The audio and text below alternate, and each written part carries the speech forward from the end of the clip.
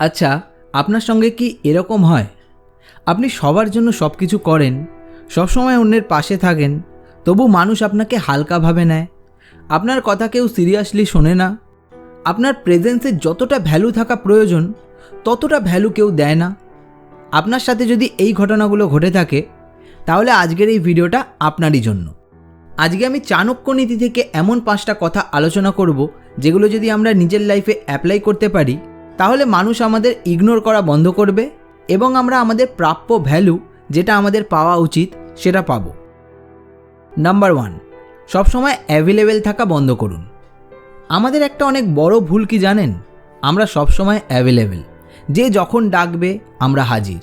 যার যখন দরকার তারা আমাদের সবার প্রথম মনে করবে, কারণ তারা জানে আমরা অ্যাভেলেবেল। এখন হয়তো আপনি ভাবতে পারেন যে অন্যের সাহায্য করা বা অন্যের দরকারে আসা, এটা তো ভালো কাজ। হ্যাঁ, অন্যের দরকারে আসা বা অন্যের সাহায্য করা অবশ্যই ভালো কাজ, কিন্তু অন্য কেউ যখন আমাদের সেই ভালো মেন্টালিটিটা নিয়ে ছেলেখেলা করে, তখন কিন্তু সেই ভালো কাজের আর কোনো দাম থাকে না।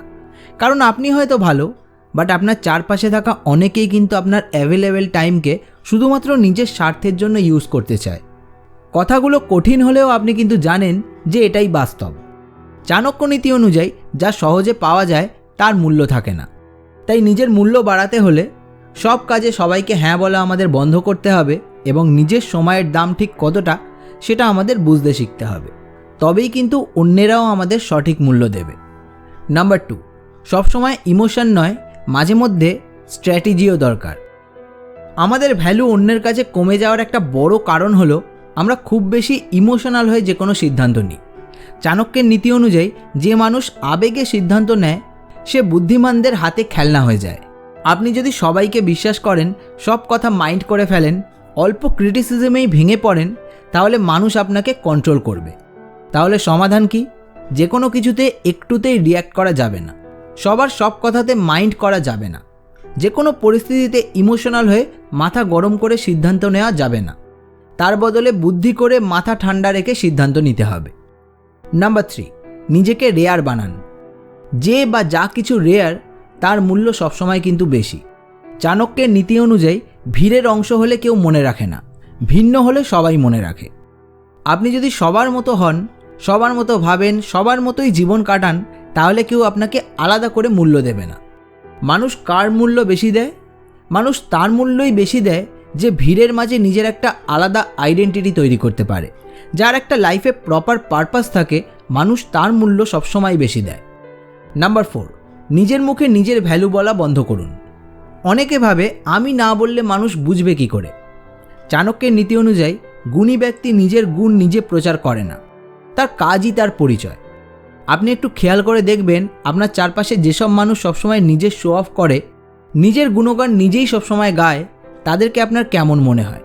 তাদেরকে ভ্যালুয়েবল মনে হয়, নাকি মনে হয় যে তারা খুব বেশি ডেসপারেট নিজেকে ভ্যালুয়েবল প্রমাণ করার জন্য? এর উত্তরই আপনাকে বলে দেবে যে আপনার নিজেকে ভ্যালুয়েবল বানানোর জন্য অন্যের সামনে নিজেকে কেমনভাবে প্রেজেন্ট করা উচিত। নাম্বার 5, সবার আগে নিজের বাউন্ডারি সেট করুন। একজন মানুষ আপনাকে বারবার হার্ট করছে আর আপনি তাকে বারবার ক্ষমা করছেন, এটা দয়া নয়, এটা দুর্বলতা। চাণক্য নীতি অনুযায়ী অতিরিক্ত সহনশীলতা মানুষকে অত্যাচারী বানায়। আপনি যদি সবসময় ইনসাল্ট সহ্য করেন, ডিসরেসপেক্ট মেনে নেন, নিজের সেলফ রেসপেক্ট স্যাক্রিফাইস করেন, তাহলে মানুষ ভাববে এটা আপনার সহ্য সীমার মধ্যেই পড়ে, আর মানুষ বারবার একই জিনিস আপনার সঙ্গে করে যাবে। তাই আপনার উচিত সবার আগে নিজের চারপাশে একটা বাউন্ডারি সেট করা। যেটা আপনি অ্যাকসেপ্ট করবেন না সেটা স্পষ্ট বলে দেওয়া, আর অন্যকে বারবার নিজের অপমান করতে না দেওয়া। দরকার হলে ইগনোর করা, দরকার হলে না বলা, আর নিজেকে সবার আগে সম্মান করা। তাহলে দেখবেন অন্যেরা আপনাকে এতটা আর হালকাভাবে নিচ্ছে না।